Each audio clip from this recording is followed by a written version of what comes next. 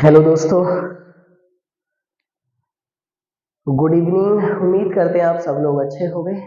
तो आज एक नए दिन के लिए अगली जीएस से रिलेटेड सबसे महत्वपूर्ण आपकी हमारी जानकारियों के लिए आपके सामने आपकी हमारी अपनी क्लास शुरू करते हैं अपने YouTube channel Israel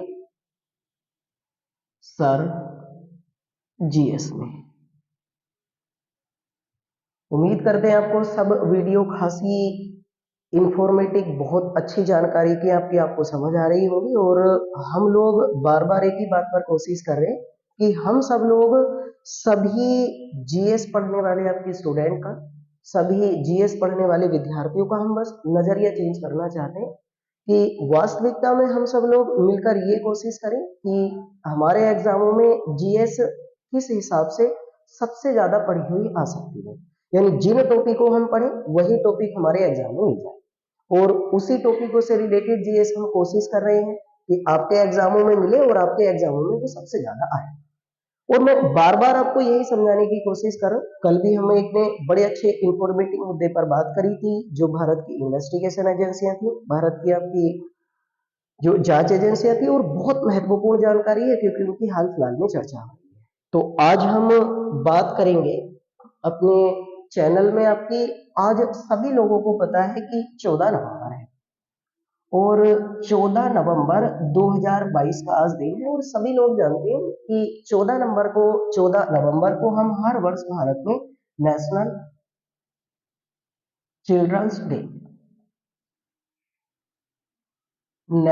children's day यानी कि हिंदी में हम कह सकते हैं राष्ट्रीय बाल दिवस मनाते हैं। सभी लोग जानते हैं, ये बहुत आसान और बड़ी अच्छी जानकारी है कि हमारे भारत में 14 नवंबर 2022 को हर वर्ष आपकी राष्ट्रीय बाल दिवस या नेशनल चिल्ड्रंस डे मनाया जाता है। सभी रीजन जानते हैं क्योंकि 14 नवंबर 1889 ईस्वी को इलाहाबाद, जिसको आज नाम चेंज करके प्रयागराज करा गया है, यहाँ भारत के पहले प्रधानमंत्री पंडित जवाहरलाल नेहरू जी का जन्म हुआ। इस रीजन से उनके जन्म दिवस को हम सब लोग आपकी 14 नवंबर आपकी हमारी उनका जन्म हुआ। ये भारत के प्रधानमंत्री रहे और इनकी डेथ 27 मई 1964 को इनकी डेथ नई दिल्ली में हुई। मैं छोटी सी जानकारी आपको बता दूं कि जिस दिन इनकी मृत्यु हुई उस दिन अनाउंसमेंट किया गया कि 1964 ईस्वी में भारत में पंडित जवाहरलाल नेहरू साहब के जन्म दिवस को 14 नवंबर को प्रत्येक वर्ष राष्ट्रीय बाल दिवस के रूप में मनाया। तो हमारे भारत में पहली बार राष्ट्रीय बाल दिवस मनाने की शुरुआत 1964 ईस्वी में हुई, यानी कि after just death of Indian first prime minister Pandit Jawaharlal Nehru. ये सभी जानते हैं, ये कोई ज्यादा इंफॉर्मेटिव, ज्यादा आपकी हमारी वैल्यूबल बात नहीं है। सभी लोगों को पता है कि 14 नवंबर को राष्ट्रीय बाल दिवस मनाते हैं। लेकिन मैं आपको जो आज बताना चाह रहा हूँ ना, वो जानकारी शायद आपने कभी ना सुनी हो और आपके एग्जाम की दृष्टि से बहुत ज्यादा महत्वपूर्ण है।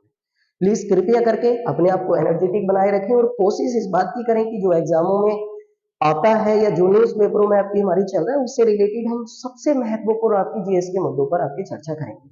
इसे सभी जानते थे, थोड़ा सा हमने बात करी कि 14 नवंबर को इनका जन्म 1889 में इलाहाबाद में, और उसके बाद इनकी डेथ 27 मई 1964 को 27 मई 1964 को नई दिल्ली में हुई। और जिस वर्ष इनकी डेथ हुई 1964 में, उसी वर्ष एक डिसीजन लिया गया कि भारत में 14 नवंबर को बच्चों के प्रति बहुत ज्यादा स्नेह, बहुत ज्यादा मोहब्बत, बहुत ज्यादा प्रति प्यार होने के कारण इनके जन्म दिवस को भारत में राष्ट्रीय बाल दिवस के रूप में मनाया। लेकिन इसके अलग जो आज हम पढ़ने वाले हैं, शायद आपने कभी ना पढ़ा हो, कभी ना सुना हो, और उससे रिलेटेड क्वेश्चन एग्जाम में बहुत सारे क्वेश्चन आपके उससे रिलेटेड एग्जामों में पूछे गए हैं। तो मेन चीज है हम उससे रिलेटेड आपके एग्जाम में आने वाले क्वेश्चनों पर बात करेंगे। तो हम बात कर लेते हैं आपकी आज की क्लास के अंदर 14 नवंबर 2022 ईस्वी को सबसे महत्वपूर्ण जनरल अवेयरनेस से रिलेटेड खबर, जो समसामयिकी होगी और उससे रिलेटेड जीएस कैसे बन जाती है, उस चीज पर हम बात करेंगे। देखो, एक दिवस ध्यान रखना बहुत ज्यादा महत्वपूर्ण खबर है 14 नवंबर को मैं आपको पहली क्लास में आपको समझा चुका था, जिस दिन हमने पहली क्लास इस चैनल पर स्टार्ट करी थी इजराइल सर जीएस पर। उस दिन हम पहले दिन हम समझ चुके थे कि कुछ दिवस ऐसे होते हैं जो केवल भारत में मनाए जाते हैं, उनको राष्ट्रीय दिवस कहते हैं, और कुछ दिवस ऐसे होते हैं जो पूरे विश्व में मनाए जाते हैं, उनको अंतर्राष्ट्रीय दिवस मनाया जाता है। देखो, आज सबसे महत्वपूर्ण आपकी खबर हम लोग बात करेंगे, बड़ी महत्वपूर्ण खबर है कि 14 नवंबर को हर वर्ष, प्रत्येक वर्ष 14 नवंबर को प्रत्येक वर्ष हम अंतरराष्ट्रीय स्तर पर विश्व मधुमेह दिवस, इंग्लिश में बोला जाता है आपकी हमारी वर्ल्ड डायबिटीज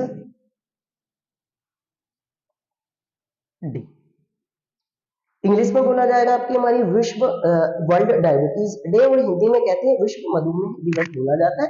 मधुमेह को आपने साधारणतः आपकी एक बीमारी का नाम सुना होगा, हम लोग ज्यादातर आपकी इसे शुगर कह देते हैं, ये शुगर की बीमारी हो जाती है। अब देखो, एक साधारण क्वेश्चन है, बहुत आपकी हमारी ये है कि 14 नवंबर को प्रत्येक वर्ष आपकी बाल दिवस के अतिरिक्त हमारे भारत में एक दिवस और, सॉरी, अंतरराष्ट्रीय स्तर पर एक दिवस और मनाया जाता है, विश्व मधुमेह दिवस। तो आज की क्लास में सबसे महत्वपूर्ण, सबसे खासकर आपकी जानकारी के लिए और आपके एग्जामों में आने वाली सबसे महत्वपूर्ण जानकारी के लिए इस तथ्य पर हम विस्तार पूर्वक बात कर रहे हैं।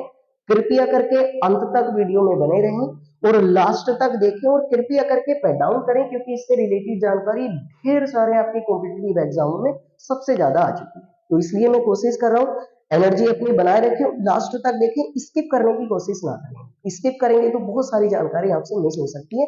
लास्ट तक आपकी हमारी वीडियो को देखें, और हर रोज हम ऐसे ही मुद्दों पर बात कर रहे हैं। किसी अगले कुछ ही दिनों में हम किसी एक सब्जेक्ट को जीएस में लेकर स्टार्ट करेंगे, चाहे वो हिस्ट्री से रिलेटेड हो या कॉन्स्टिट्यूशन से रिलेटेड हो या इकोनॉमिक्स से, और उसकी सेपरेट वाइज क्लास उनकी चर्चा करें। अब मैं इसके ऊपर आता हूँ, इस मुद्दे को पहले कंप्लीट करते हैं, क्योंकि आज की क्लास में सबसे महत्वपूर्ण मुद्दा यही है। देखो, हम सभी जानते हैं कि मानव शरीर में एक बीमारी होती है, जिस बीमारी को हम लोग कहते हैं शुगर। शुगर को हिंदी में मधुमेह बोल दिया जाता है, मधुमेह को इंग्लिश में डायबिटीज बोल दिया जाता है।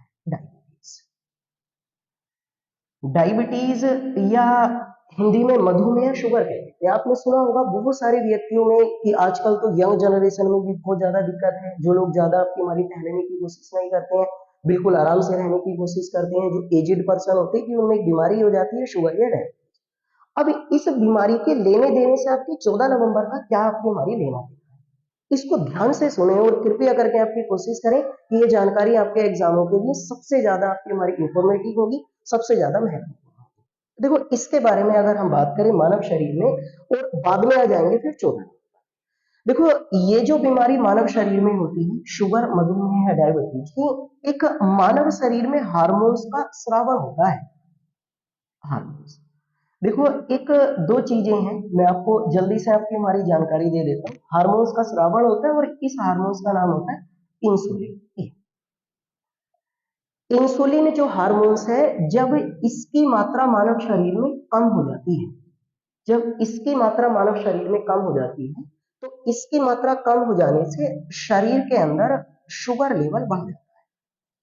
शुगर लेवल जो हो जाता है वो बढ़ जाता है, और जब मानव शरीर में शुगर लेवल बढ़ता है, तो इसी बीमारी को आपकी हम लोग किस नाम से जानते हैं, मधुमेह, डायबिटीज या शुगर के नाम से जानते हैं। तो देखो, शुगर लेवल बढ़ने का रीजन हुआ इंसुलिन, और इंसुलिन किसका एग्जांपल है, हार्मोन्स का एग्जांपल है।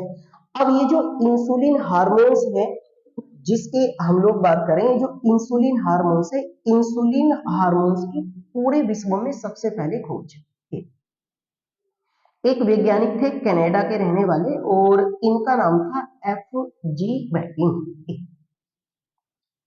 एफ.जी. बैटिंग एक साइंटिस्ट है, कनाडा के रहने वाले हैं। कनाडा की, देखो, जिस भी किसी देश की बात हुआ करें ना, उसके बारे में जरूर आप जानकारी कैपिटल और करेंसी याद रखा करें।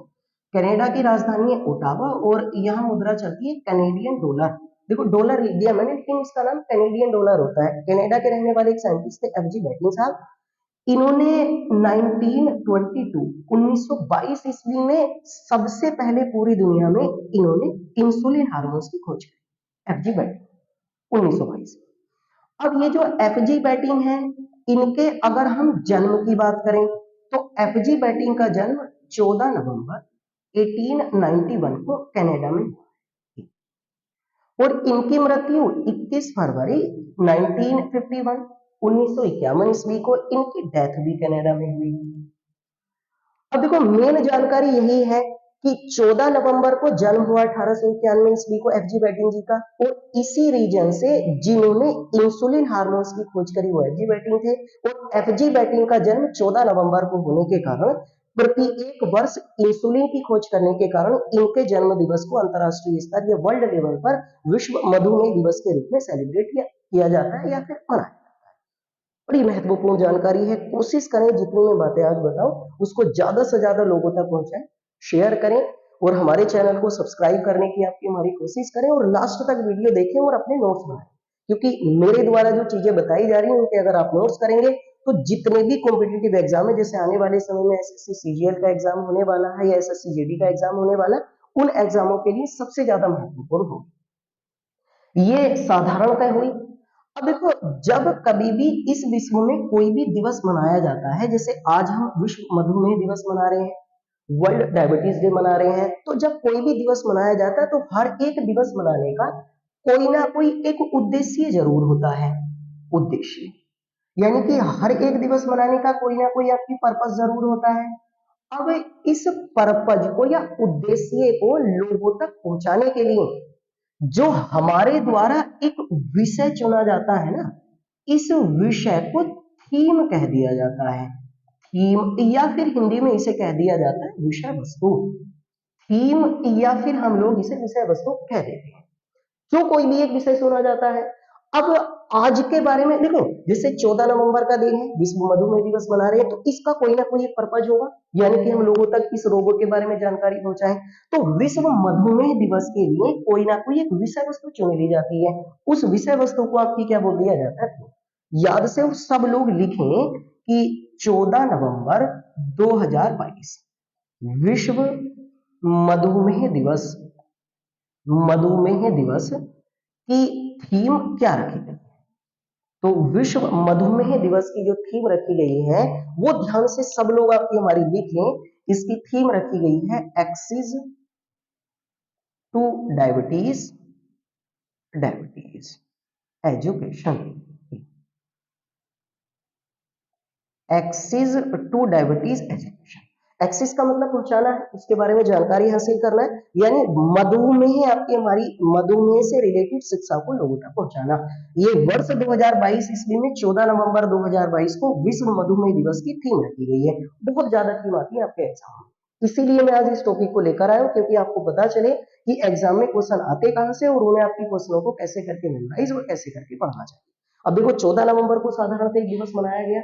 इस दिवस के ऊपर पूरी हम मधुमेह डायबिटीज आपकी बीमारी के रूप में चर्चा करेंगे और इस बीमारी के बारे में आपको पता चला कि इसलिए मनाया जाता है क्योंकि मधुमेह मानव शरीर में इंसुलिन हार्मोन्स की कमी के कारण होता है। और इस इंसुलिन हार्मोन्स की खोज विश्व में सबसे पहले कनाडा के रहने वाले एफजी बैटिंग ने करी 1922 में, और इनका जन्म 14 नवंबर 1891 को हुआ और इसी रीजन से इनके जन्म दिवस को आपकी विश्व में विश्व मधुमेह दिवस के रूप में अनाउंसमेंट किया।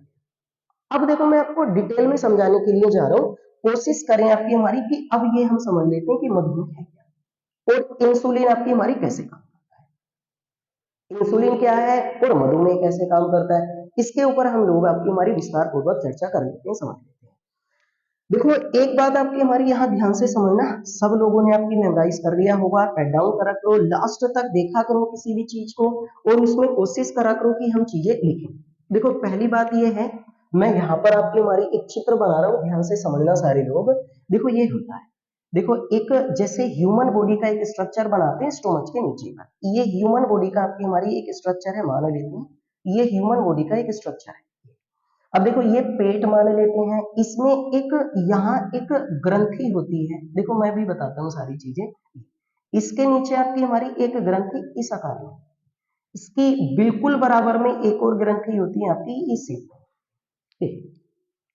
इसके नीचे अगर आ जाते हैं तो एक आकृति आपकी हमारी इस आकार में, एक आकृति होती है इस आकार में, ये ध्यान से समझे। देखो सारी चीजों को मैं आपको एक तरीके से ग्राफिक में आपको बता रहा हूँ चीजें। देखो ये इसके नीचे यदि हम देखें आपकी हमारी ये यहाँ पर ये चीज देखो क्या, मानव शरीर में बहुत सारे अंग होते हैं, है ना। अंग को इंग्लिश में ऑर्गेन्स बोला जाता है। ठीक, बहुत सारे अंग होते हैं। अब कोई भी मानव शरीर में ऐसा अंग, कोई भी, ध्यान से सुनना मुझे सारे, कोई भी मानव शरीर में ऐसा ऑर्गेन्स या ऐसा अंग जिससे किसी भी एक प्रकार के रस का श्रावण होता हो, रस का श्रावण, यानी उससे कोई लिक्विड निकलता हो, कोई भी एक रस का श्रावण होता हो, तो मानव शरीर के जिस अंग से रस का श्रावण होता है ना, उस अंग को मानव शरीर में ग्रंथि कह दिया जाता है। ग्रंथि इंग्लिश में कह देते हैं ग्लैंड्स। ग्रंथि है इंग्लिश में आपकी, हमारी इसको ग्लैंड कहते हैं। अब देखो, ग्रंथि एक ऐसा हिस्सा है मानव शरीर के किसी भी अंग का जिससे किसी न किसी प्रकार के एक लिक्विड या रस का श्रावण होता हो। अब ये ग्रंथि, अब रस जो होता है दो प्रकार का होता है। कुछ ग्रंथियां होती हैं अंतःस्रावी, अंतःस्रावी ग्रंथि, और कुछ ग्रंथि होती हैं बाह्यस्रावी, बाह्यस्रावी। अंतःस्रावी ग्रंथि को कहते हैं इंडोक्राइन, इंडोक्राइन, और बाह्यस्रावी को बोल दिया जाता है एक्सोक्राइन। यानी ग्रंथियां दो प्रकार में बटी हुई होती हैं, इंडोक्राइन, एक्सोक्राइन, बाह्यस्रावी, अंतःस्रावी। देखो, मानव शरीर में यदि किसी भी ग्रंथि से रस के रूप में हार्मोन्स अगर निकलता है, हार्मोन्स अगर रस के रूप में निकल रहा है, तो उस ग्रंथि को कहते हैं अंतःस्रावी। और यदि मानव शरीर से रस के रूप में एंजाइम का स्रावन होता है, एंजाइम का, तो उस ग्रंथि को बोला जाता है बाह्यस्रावी। हम मेन चीज हार्मोन्स पे बात करेंगे, इंसुलिन पे। अब देखो, एंजाइम जो होती है, बस इतना अभी फिलहाल ध्यान रखें, किसी दिन अगले टॉपिक पर जब हम बात करेंगे तो मैं पूरा एंजाइम की क्लास आपको पढ़ा के जाएंगे, क्योंकि इससे भी क्वेश्चन आते हैं। एंजाइम एक तरीके से प्रोटीन होते हैं शरीर में, प्रोटीन होते सभी लोग जानते हैं। देखो, मानव शरीर में कोई भी ऐसा तत्व जो उत्तेजना पैदा करता हो, उत्तेजना, अग्रेशन मोड पैदा करता हो, उत्तेजना पैदा करता हो, तो उत्तेजना पैदा करने वाले तत्व को हार्मोन्स। पूरे विश्व में सबसे पहले हार्मोन्स की खोज, हार्मोन्स, हार्मोन्स की खोज सबसे पहले 1905 ईस्वी में स्टर्लिंग द्वारा की गई। एक वैज्ञानिक थे, इन्होंने पूरे दिन में सबसे पहले एक शब्द दिया और उसको हार्मोन्स। यानी हार्मोन्स मानव शरीर में एक ऐसा तत्व है, एक ऐसा एलिमेंट्स है, एक ऐसा फैक्टर या कारक होता है जो शरीर में उत्तेजना पैदा करता है, और जिस आपकी अंग से निकलता है उसको ग्रंथि कहते हैं, और जो ग्रंथियों में जिस आपकी ग्रंथि से निकलता है उसको अंतःस्रावी ग्रंथि होती है। ये हार्मोन्स की डिटेल हुई। अब आ जाते हैं हम वास्तविकता में, जिसके बारे में हम चर्चा करने वाले हैं आपकी हमारी। तो हार्मोन्स के बारे में याद रखना, हार्मोन्स की खोज सबसे पहले 1905 ईस्वी में स्टर्लिंग साइंटिस्ट के द्वारा की गई। अब देखो, इसके बारे में अगर हम समझते हैं ना, तो जैसे हमने ग्रंथियों के बारे में एक चैप्टर लिया कि ग्रंथियां क्या होती हैं, तो ग्रंथियों का मतलब होता है जिससे किसी ना किसी प्रकार के रक्षा स्रावन होता हो। मानव शरीर में बहुत सारी ग्रंथियां, कुछ अंते हैं, कुछ बाह्य, बहुत सारी ग्रंथियां पाई जाती हैं। जैसे मानव शरीर में सबसे बड़ी ग्रंथि, चाहे अंतःस्रावी पूजा जाए या बाह्यस्रावी पूजा जाए, वो यकृत या लीवर होती है। मानव शरीर की एक ग्रंथि ऐसी है जो अंतःस्रावी और बाह्यस्रावी दोनों ग्रंथियों का काम करती है, यानी इसमें रस के रूप में एंजाइम भी निकलता है, रस के रूप में इसमें हार्मोन्स भी निकलता है, और इस ग्रंथि को मिश्रित ग्रंथि कहते हैं। और मिश्रित ग्रंथि के रूप में काम करने वाली ग्रंथि अग्नाशय ग्रंथि होती है, जिसको इंग्लिश में आपकी पैंक्रियाज, पैंक्रियाज ग्रंथि के नाम से भी जानते हैं। यानी कि एकमात्र ग्रंथि ऐसी है जो मानव शरीर में मिश्रित ग्रंथि है, और मिश्रित ग्रंथि अग्नाशय पैंक्रियाज होती है, इससे एंजाइम और आपकी रस, एंजाइम और हार्मोन्स दोनों का स्रावण होता है। यकृत मानव शरीर में अंतःस्रावी, बाह्यस्रावी सभी ग्रंथियों में सबसे बड़ी ग्रंथि, सबसे बड़ी मिश्रित ग्रंथि, सबसे बड़ी मिश्रित ग्रंथि, ये सबसे बड़ी ग्रंथि है ना, ये दोनों में सबसे बड़ी है, ये मिश्रित ग्रंथि सबसे बड़ी है। अब देखो चित्र पे आ जाते हैं, ये मानव शरीर के पेट के नीचे का चित्र बना हुआ है। देखो, ये जो मैंने लिखा है ना, ये होता है अमाशय, अमाशय। ये जो बना है ना, ये वाला चित्र जहां मैं डॉट कर रहा हूं, ये होता है अग्नाशय, ये अग्नाशय, अग्नाशय। ये इधर जो होता है ना, अग्नाशय से लगा हुआ, ये होता है यकृत, लीवर जिसको कहते हैं इंग्लिश में, जिगर भी कहा जाता है इसको, जिगर। ठीक है, इसके नीचे ये जो होता है ना, ये इसे कहते हैं वृषण, ये वृषण होता है, वृषण। और ध्यान रखना आपकी, सॉरी, ये जो होता है ना, ये जो मैंने चित्र बनाया है, इसको कहते हैं अंडाशय, अंडाशय, ये अंडाशय। याद रखना, अंडाशय केवल महिलाओं में होता है भैया, अंडाशय केवल फीमेल बॉडी में होता है, मेल बॉडी में इसका कोई लेना देना नहीं होता। ये अंडाशय है। ये जो चित्र बना हुआ है ना, ये जहां मैं जो डॉट लगा रहा हूँ आपकी, हमारे यहाँ एरो लगा के लिख देते हैं, ये होते हैं आपकी किडनी। ये किडनी एक ये होता है, और ये आपकी हमारी किडनी में एड्रीनल होता है, है। नीचे की तरफ ये जो चित्र बना हुआ है, ये पुरुषों में होता है वृषण, ये केवल पुरुषों में वृषण होता है। ये गुप्तांग जिसको कहते हैं, ये होता है। तो देखो महिलाओं में यहाँ होता है, पुरुषों में नीचे की तरफ होता है। ये अग्नाशय होता है, ये अमाशय होता है, ये जिगर, ये आपकी हमारी लीवर। बहुत सारी ग्रंथियां होती है, लेकिन हम मेन चीज आना चाह रहे हैं 14 नवंबर इंसुलिन वाले टॉपिक पर। मैं बार बार बोल रहा हूँ, बहुत ज्यादा आने वाला एग्जाम में क्वेश्चन है, इसको समझना। देखो ये पूरा स्ट्रक्चर बना हुआ है।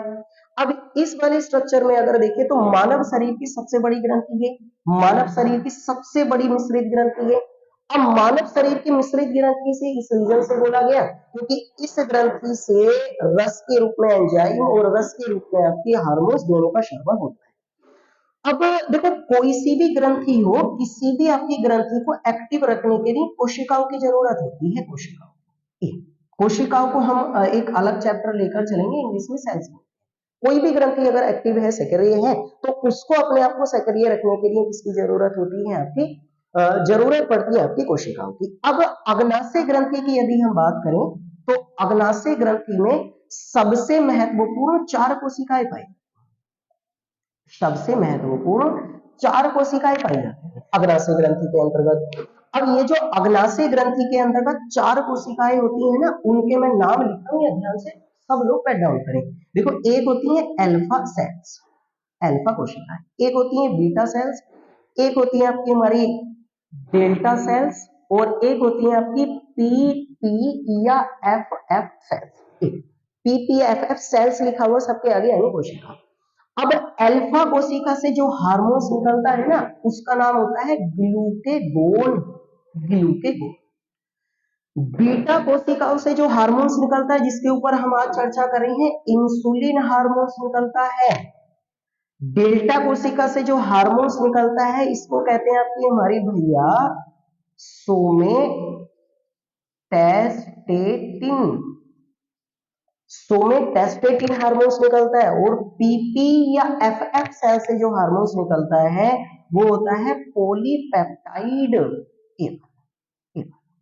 तो अब देखो हमें मेन चीज है कि 4 आपकी कोशिकाएं से, चारों से अलग अलग निकला, ग्लूकेगोन निकला, इंसुलिन निकला, सोमेटेस्टेटिन निकला और पॉलीपेप्टाइड निकला। अब ये जो हार्मोन्स है ना, इंसुलिन, जिसके बारे में हम आज चर्चा करें, इसी के लिए पूरा टॉपिक बना हुआ है। तो इंसुलिन हार्मोन्स जो है वो अग्नाशय ग्रंथि की लैंगरहंस की, देखो ये आता है पूरा, लैंगरहंस की बीटा कोशिकाओं द्वारा स्रावित होता है। बीटा कोशिका, लैंगरहंस की बीटा कोशिकाओं द्वारा स्रावित होता है। हार्मोन्स के बारे में हमने पढ़ा, तो लैंगरहंस की बीटा कोशिकाओं द्वारा स्रावित होने वाला हार्मोन्स होता है इंसुलिन। और इसी इंसुलिन के बारे में सबसे पहले रिसर्च 1922 ईस्वी में किस वैज्ञानिक के द्वारा की गई? एफजी बेटिंग के द्वारा की गई। और इसीलिए एफजी बेटिंग के जन्म दिवस को आपकी हमारी इंसुलिन की खोज करने के कारण विश्व मधुमेह दिवस के रूप में अनाउंस। देखो एक टॉपिक से कितनी ज्यादा जानकारी है कि पूरा आप टॉपिक पढ़े, आप ग्रंथियों के बारे में जाने, आप अंतःस्रावी बाह्यस्रावी ग्रंथियों, आप हार्मोन्स के बारे में जाने, आप एंजाइम के बारे में जाने, आप पूरी आपकी सेल्स वाले टॉपिक को एक बार आप एक्सप्लेनेशन इसकी जाने, और उसके बाद इंसुलिन। अब देखो इंसुलिन में अगर पूछा जाता है कि इंसुलिन हार्मोन्स में कौन सा तत्व सर्वाधिक मात्रा में पाया जाता है या कौन सी धातु सर्वाधिक मात्रा में पाई जाती है, तो इसका आंसर है जस्ता, जिंक, जिसको हम इंग्लिश में कह देते हैं जिंक, या फिर आपकी इसका फॉर्मूला होता है जेड। ये धातु सर्वाधिक मात्रा में आपकी कौन से हार्मोन्स में पाई जाती है? आपके इंसुलिन हार्मोन्स। और भी है, अभी हम बात करेंगे कैसे करके आपकी मधुमेह हो जाता है इंसुलिन। तो ये इंसुलिन है, तो इंसुलिन यहां से निकला, इसी के बारे में रिसर्च किया एफजी बेटिंग ने। एफजी बेटिंग ने 1922 में, इनका जन्म 14 नवंबर 1891 को हुआ कनाडा में, और इसीलिए इनके जन्म दिवस को आपकी हमारी वर्ल्ड डायबिटीज डे, विश्व मधुमेह दिवस के रूप में अनाउंसमेंट किया गया। वो 14 नवंबर अलग है, वो आसान चीज है, सब जानते हैं दुनिया कि 14 नवंबर को आपकी नेशनल चिल्ड्रंस डे मनाते हैं, इस बारे में सबको ही पता है और सभी जानते हैं। अब देखो और आपकी इंफॉर्मेटिव आते हैं, आपको चित्र समझ में आया होगा। ये मानव शरीर में आपकी पेट के अंदर है, ये थोड़ा निचला हिस्सा, ये केवल महिलाओं में होता है, दोनों महिलाओं पुरुषों में, और ये केवल पुरुषों में होता है। यहाँ से निकलता है, इसमें 4 कोशिकाएं होती हैं, और बीटा की लैंगरहंस की कोशिकाओं से इंसुलिन निकलता है। अब देखो अगर हम बात करते हैं आपकी हमारी इसके बारे में, सबने आपकी एक बार देख लिया होगा तो देखो आपकी हमारी क्या होता है इसमें, बीमारी है ना। देखो इसमें अगर हम बात करें तो अब इंसुलिन से होता क्या है, इंसुलिन का स्रावन, जब कभी भी मानव शरीर में इंसुलिन का स्रावन यानी इसके निकलने वाली मात्रा जो है वो कम हो जाए, मानव शरीर में इंसुलिन की आपकी हमारी जो मात्रा होती है अगर वो कम हो जाती है, रिड्यूस हो जाती है, तो मानव शरीर में जो शुगर का लेवल होता है, शुगर है ना, जो शुगर हिंदी में कहते हैं शर्करा, अब शर्करा के रूप में आपकी मानव शरीर में ग्लूकोज काम करता है, इसको ध्यान रखना, मैं अलग से क्लास रखूंगा इसकी वजह से। शुगर या शर्करा का जो लेवल होता है वो बढ़ जाता है लेवल, यानी इसकी मात्रा घटने से इंसुलिन की इसका लेवल बढ़ गया, और जब कभी भी इसका लेवल बढ़ जाता है शुगर का, तो फिर जो मानव शरीर में एक बीमारी होती है उसको शुगर या डायबिटीज डायबिटीज या फिर आपकी हिंदी में मधुमेह बोलते हैं। तो मधुमेह या डायबिटीज इसकी मात्रा कम होने से इसका लेवल बढ़ जाता है। एक बार एक आंकड़ा लिख लो आप, बहुत जानकारी आपकी हमारी महत्वपूर्ण है। मानव शरीर में ज्यादातर आपकी हमारी जितने भी व्यक्तियों को अगर शुगर चेक कराना हो तो ध्यान से सुनना, सभी लोग आपकी खाली पेट शुगर चेक कराएं, यानी बिना आपकी हमारी नाश्ता या ब्रेकफास्ट आपने ना किया हो या भोजन आपकी ना किया हो, तो अगर खाली पेट पूछा जाता है ना शुगर का लेवल, तो मानव शरीर में खाली पेट शुगर का लेवल आपका होना चाहिए 60 से 70 ml प्रति डीएल। देखो ml प्रति डीएल का मतलब होता है मिलीलीटर प्रति डेसीलीटर, mg मिलीग्राम प्रति डेसीलीटर। देखो ये मात्रक होता है इसका, इसको जरूर ध्यान से सुनना, यानी मानव शरीर में खाली पेट पर शुगर का लेवल अगर 60 से 70 मिलीग्राम प्रति डेसीलीटर है तो आपको कोई दिक्कत नहीं है, आप बेहतर हो, आप हेल्दी हो, आप स्वस्थ हो, कोई दिक्कत। और यदि आप खाना खाने के बाद आपकी शुगर का लेवल चेक कराते हैं, खाना खाने के बाद, तो खाना खाने के बाद मानव शरीर में शुगर का लेवल होना चाहिए आपकी 90 टू 100 mg प्रति डीएल। mg प्रति डीएल के बारे में, यानी कि शुगर को मापने का मात्रक क्या होता है, तो मिलीग्राम प्रति डेसीलीटर होता है। इतना अगर मानव शरीर में शुगर का लेवल है तो कोई दिक्कत नहीं, आपको मधुमेह या शुगर या डायबिटीज की आपकी बीमारी से कोई डरने की जरूरत नहीं। लेकिन अगर मानव शरीर में इंसुलिन का स्रावन कम हुआ तो शुगर का लेवल बढ़ेगा, और शुगर का लेवल बढ़ेगा तो शुगर का लेवल अगर 100 क्रॉस कर जाए, वैसे तो अगर आप वयस्क हैं तो 140 तक भी आपको कोई दिक्कत नहीं होती, लेकिन 140 अगर क्रॉस कर जाता है तो जो 140 अगर शुगर का लेवल आपकी हमारी क्रॉस कर जाता है, तो जो आपकी मानव शरीर में बीमारी होती है ना, उस वाली आपकी हमारी बीमारी को क्या बोला जाता है, आपकी मधुमेह शुगर है। अब देखो इसका इलाज कैसे, एक बात ध्यान रखना, शुगर की जो बीमारी होती है वो 3 तरीके की होती है, एक होता है टाइप 1, एक होता है टाइप 2, और एक होता है आपकी हमारी गर्भावस्था गर्भावस्था मधुमेह, गर्भावस्था मधुमेह, 3 तरीके की बीमारी होती है। देखो जब कभी भी मानव शरीर में इंसुलिन बनना ही बंद हो जाए, बिल्कुल बनना ही बंद हो जाए, तो वो टाइप 1 के शुगर की बीमारी। जब कभी भी मानव शरीर में इंसुलिन की मात्रा कम हो जाए तो वो टाइप 2 की शुगर की बीमारी है। और अगर किसी बच्चे को आपकी उसके माँ के पेट से ही आपकी शुगर की बीमारी होती है तो उसे गर्भावस्था मधुमेह होती है। वैसे तो ये ज्यादा चलता है कि टाइप 1 और टाइप सेकंड में कम उत्पादन होता है, और टाइप 1 में बिल्कुल ही आपकी उत्पादन कैसा हो जाता है, बंद हो जाता है। अब देखो इसके उपचार को भी मैं बता देता हूँ, आपको पता चल गया होगा जिंक या जस्ता आपकी इंसुलिन क्या होता है इसके बारे में, या जो हम मना रहे हैं 14 नवंबर को एक्सेस टू डायबिटीज एजुकेशन 14 नवंबर 2022 की थीम या विषय वस्तु रखी गई है। अब देखो आपकी अगर इसके बारे में हम लोग बात करें ना, इंसुलिन आपकी हमारी जो विश्व मधुमेह दिवस के रूप में आज हम इस बीमारी के बारे में बात करें तो इसका उपचार देखो कैसे किया जाता है। इसके उपचार के तरीके होते हैं, इसका उपचार ये होता है कि जब कभी भी अगर किसी भी व्यक्ति को शुगर की बीमारी है तो डॉक्टर्स क्या कहते हैं, शुगर की बीमारी के उपचार के लिए एक हार्मोन्स होता है, और उस हार्मोन्स का नाम होता है एडीएच, एंटी ड्यूरेटिक हार्मोन्स, इसका नाम है एंटी ड्यूरेटिक हार्मोन्स। एक एडीएच हार्मोन्स एक कृत्रिम रूप से मानव शरीर में चढ़ाया जाता है। एडीएच हार्मोन्स को आपने कई बार नाम सुना होगा, इसे वाइसोप्रेसिन के नाम से भी जानते हैं, इसे पिट्रेसिन के नाम से भी जाना जाता है। ये याद रखना, लिखते हैं ना इन क्वेश्चनों को, देखो किसी ने बताए भी नहीं होंगे और ना किसी से बताने आते हैं। प्लीज कोशिश करें लास्ट तक दे रखें और ज्यादा से ज्यादा लोगों तक आपकी इन जानकारियों को पहुंचाने की कोशिश करें। शेयर कर रखें और सब्सक्राइब कर रखें आपके चैनल को। बहुत ज्यादा महत्वपूर्ण, मैं बार बार कह रहा हूँ, किसी भी व्यक्ति को कोई ज्यादा जीएस पढ़ने की जरूरत नहीं, लिमिटेड पोर्शन होता है, जहां से मैं बता रहा हूँ वहां से आप पढ़ते हैं। तो एडीएच एक हार्मोन्स होता है, एंटी ड्यूरेटिक हार्मोन्स इसका फुल फॉर्म है। वॉइस ऑफ प्रेसिन भी कह देते हैं, पिट्रिसिन भी इसका दूसरा नाम होता है। ये कृत्रिम रूप से आपके शरीर को दिया जाता है, कृत्रिम रूप से दिया जाता है, यानी डॉक्टर्स इसे देते हैं आर्टिफिशियल तरीके से। और इसके शरीर में जाने से ना, एडीएच हार्मोन्स या वाइसोप्रेसिन या पिट्रिसिन के जाने से शुगर का लेवल आपकी कम हो जाता है। और शुगर का लेवल कम हो जाता है तो फिर आपके शुगर या डायबिटीज की बीमारी आपकी कंट्रोल में हो जाती है, खत्म। अब देखो, शुगर की बीमारी पे आपने कई बार नाम सुना होगा, बहुत बार आपने नाम सुना होगा कि शुगर के जितने भी मरीज होते हैं उन्हें प्यास ज्यादा लगती है और बहुत ज्यादा आपकी हमारी मूत्र का श्रावण करते हैं, पेशाब बहुत ज्यादा आता है। ये आपने नाम सुना होगा, प्यास बहुत ज्यादा लगती है, मूत्र बार बार आपकी हमारी विसर्जन करने की कोशिश करते हैं, मूत्र त्याग करने की, पेशाब करने की कोशिश करते हैं बहुत ज्यादा। देखो इसका रीजन होता है, जब कभी भी इंसुलिन की मात्रा घटती है ना मानव शरीर में, तो एडीएच हार्मोन्स, जिसको मैंने यहां लिखा है, एडीएच हार्मोन्स की मात्रा कम हो जाती है। एडीएच हार्मोन्स को आपकी मूत्र स्रावी हार्मोन्स भी कहते हैं, लिख लेना भाई, मूत्र स्रावी हार्मोन्स। और लिख लेना, एडीएच हार्मोन्स का स्रावण जो है ये मानव शरीर में पीयूष ग्रंथि से होता है। पीयूष ग्रंथि, पीयूष ग्रंथि को हम जब ग्रंथि वाला चैप्टर डिटेल में पढ़ेंगे तब बताएंगे।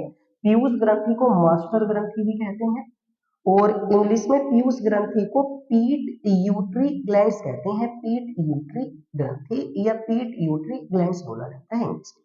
तो इस ग्रंथि से हार्मोन्स निकलता है। अब देखो, इंसुलिन घटा तो एडीएच भी कम हो जाता है, और एडीएच अगर कम होता है ना मानव शरीर में, तो मानव शरीर में होता क्या है, जब कभी भी, अब देखो इसका मतलब ये हुआ, एडीएच हार्मोन जो है ना मानव शरीर में, इसको मूत्र स्रावी हार्मोन इसलिए बोला गया क्योंकि मानव शरीर में पानी की मात्रा, पानी की मात्रा को नियंत्रित करने वाला हार्मोन जो होता है वो एडीएच, जो कंट्रोल करता है वाटर की मात्रा की, पानी का लेवल इतना आना चाहिए, वो एडीएच हार्मोन होता है।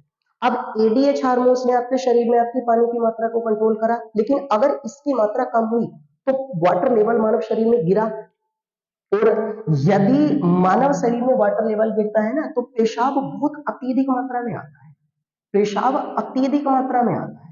और जब कभी भी पेशाब अत्यधिक मात्रा में आता है ना, तो पेशाब के अत्यधिक मात्रा में आने से मानव शरीर में पानी की कमी हो जाती है, पानी की कमी हो जाती है। और पानी की कमी अगर मानव शरीर में हो जाती है तो इस बीमारी को निर्जलीकरण, निर्जलीकरण या इंग्लिश में बोल दिया जाता है आपकी डिहाइड्रेशन, डिहाइड्रेशन। तो डिहाइड्रेशन की सिचुएशन क्रिएट होगी, पानी की कमी होगी, मूत्र ज्यादा आएगा, तो व्यक्ति बहुत ज्यादा पानी पीता है। देखो कहते हैं कि कोई शुगर का मरीज है वो अपनी आधे से ज्यादा जिंदगी को टॉयलेट में गुजार देता है, आने और जाने में, फिर पानी पीने में आधी जिंदगी गुजार देता है, तो बात खत्म हो जाती है। तो इसीलिए तो कहते हैं कि शुगर के मरीजों को प्यास क्यों ज्यादा लगती है, बताया करें ऐसी जानकारी लोगों को, कोशिश करा करें कि इन्हें आप पढ़ें। तो इसलिए प्यास ज्यादा लगती है क्योंकि डिहाइड्रेशन होता है, और डिहाइड्रेशन किस हार्मोन्स की कमी के कारण हुआ, एडीएच। एडीएच हार्मोन्स को वाइसोप्रेसिन या आपकी पिट्रिसिन के नाम से भी जाना जाता है। और इस हार्मोन्स की यदि बॉडी में कमी होती है तो पेशाब अत्यधिक मात्रा में आता है, क्योंकि ये मूत्र या फिर मानव शरीर में पानी को कंट्रोल करने वाला हार्मोन्स होता है। और शुगर के इलाज करने वाले जो आपके हमारे डॉक्टर्स होते हैं, जो फिजिशियंस होते हैं, वो आप लोगों को आपकी एडीएच हार्मोन्स कृत्रिम रूप से दे देते हैं और शुगर की बीमारी कंट्रोल होती है। देखो कितना महत्वपूर्ण टॉपिक है, अकेली केवल एक ही खबर चर्चा में थी आपकी 14 नवंबर। अब 14 नवंबर को आप या तो ये रट्टा मारते रहो कि राष्ट्रीय बाल दिवस मनाते हैं, राष्ट्रीय बाल दिवस पूरी दुनिया को पता है, कोई नहीं है ऐसा व्यक्ति इसी 14 नवंबर के बारे में, जो कोई अनएजुकेटेड पर्सन है, अशिक्षित व्यक्ति, उसको भी पता होगा, लेकिन वास्तविकता में उस जानकारी को जो आपके एग्जाम में आती है, ये आपके एग्जाम में आती है सबसे ज्यादा। तो 14 नवंबर से रिलेटेड इतनी ज्यादा खबर है, लेकिन 14 नवंबर 1889 ईस्वी को हमारे भारत के पहले प्रधानमंत्री पंडित जवाहरलाल नेहरू का जन्म भी हुआ, तो उनके जन्म दिवस को भी 14 नवंबर को नेशनल चिल्ड्रंस डे या राष्ट्रीय बाल दिवस मनाते हैं। तो 2 दिवस आज हम मना रहे हैं, अंतरराष्ट्रीय स्तर पर विश्व मधुमेह दिवस, रीजन है ये, मैंने चित्र से समझाया आपको, और 14 नवंबर को हमारे भारत में आपकी, केवल भारत में भारत के पहले प्रधानमंत्री की जयंती को हम लोग आपके नेशनल चिल्ड्रंस डे के रूप में मनाते हैं। एक जानकारी देके और खत्म कर देता हूँ, फिर आपको बताएंगे कि आपको पढ़ना क्या है। वो पता चल गया होगा एडीएच हार्मोन्स के बारे में आपकी, या शुगर लेवल कैसे नियंत्रित होता है, या मिश्रित ग्रंथि आपकी हमारी मानव शरीर में सबसे बड़ी कौन सी होती है, मिश्रित का मतलब क्या होता है, सबसे बड़ी ग्रंथि का मतलब क्या होता है। देखो आप याद रखना, जब तक 1964 ईस्वी तक हमारे भारत के, मैं नेशनल चिल्ड्रंस डे पर वापस लौट के आ रहा हूँ, जब तक हमारे भारत में पहले आपके प्रधानमंत्री का देहांत नहीं हुआ था, यानी 27 मई 1964 ईस्वी को, तब तक भारत में बाल दिवस, ध्यान से लिख लेना सभी लोग, आपकी हमारी 20 नवंबर को मनाया जाता है, 20। लेकिन हुआ क्या, जब 20 नवंबर के से पहले हमारे भारत में 27 मई 1964 ईस्वी को पंडित जी का देहांत हुआ, तो इस रीजन से अब 20 नवंबर के दिवस को हमारे भारत में राष्ट्रीय चिल्ड्रन दिवस के रूप में नहीं मनाया गया, और उसके बाद इसकी घोषणा कर दी गई थी 14 नवंबर। लेकिन आज भी ध्यान रखना, विश्व स्तर पर विश्व बाल दिवस, इंटरनेशनल या वर्ल्ड चिल्ड्रंस डे आज भी पूरी दुनिया में 20 नवंबर को मनाया। तो पूरे विश्व में नेशनल चिल्ड्रंस डे 20 नवंबर को मनाते हैं, और हमारे भारत में भी पहले 20 नवंबर को ही मनाया जाता था, लेकिन इनका देहांत 1964 ईस्वी में हो जाने के बाद अब आपके हमने कौन सा दिवस मनाना स्टार्ट कर दिया, बाल दिवस को 14 नवंबर। अब देखो, जैसे 14 नवंबर की तीसरी चर्चा में पूरा इंसुलिन समझा, पूरा हमने मधुमेह के बारे में, पूरा हमने ग्रंथि के बारे में समझ लिया। ऐसे ही करके आप सब लोग कोशिश करें, एक हम क्लास रखेंगे इसकी भी, पूरी पंडित जवाहरलाल नेहरू जी के बारे में जितनी भी जानकारी उसको पढ़े, उनका कार्यकाल कब से कब तक ऐसे प्राइम मिनिस्टर रहा है, देहांत कब हुआ, कैसे करके उन्होंने अपने जीवन काल में आपकी जो जो काम किए, जैसे 1962 में आपकी जब वो भारत के प्रधानमंत्री थे, उस समय बिटवीन आपकी इंडिया एंड चाइना की वॉर हुआ, और उस वॉर के बाद स्थिति खराब हुई, फिर पंचवर्षीय योजना से उसे जोड़ लें, क्योंकि 1962 में युद्ध हुआ, फिर 1965 में हमारे भारत में युद्ध हुआ, और उसके बाद आपकी हमारे भारत में तीसरी पंचवर्षीय योजना को आपकी समाप्त करके चौथी पंचवर्षीय योजना का निर्माण उस समय नहीं किया। तो ऐसे करके इसे खबर को जोड़े। याद रखना आपकी, जब 27 मई 1964 ईस्वी को भारत के पहले प्रधानमंत्री का देहांत हुआ, तो इनका जो स्मारक है, इनका जो समाधि स्थल है, उसका नाम रखा गया आपके हमारे शांति वन। शांति वन हमारे पंडित जवाहरलाल नेहरू जी के आपकी हमारी समाधि स्थल का नाम, इसको आप एडवाइस करें। लेकिन मैं बार बार बोल रहा हूँ कि एक दिवस से मैं हर रोज आप लोगों को आपकी जनरल अवेयरनेस से रिलेटेड जितनी भी टोटल खबरें होंगी उनके बारे में, और उनसे बनने वाली जीएस के बारे में बताएंगे, और आने वाले 1 या 2 दिनों के अंदर हम इस इजराइल सर जीएस चैनल पर एक सब्जेक्ट आपकी सेपरेट जीएस में आपकी स्टार्ट करेंगे, जिसकी बिल्कुल शुरुआत से बिल्कुल जीरो लेवल से लेकर हम उस सब्जेक्ट को आपकी लास्ट तक पढ़ेंगे। उम्मीद करते हैं आपको जानकारी बहुत ज्यादा इंफॉर्मेटिव और अच्छी लगी होगी। ऐसी ही अच्छी जानकारी और आपके एग्जाम में आने वाली जानकारियों के बारे में आपसे कल चर्चा करेंगे आपकी। तब तक के लिए गुड नाइट।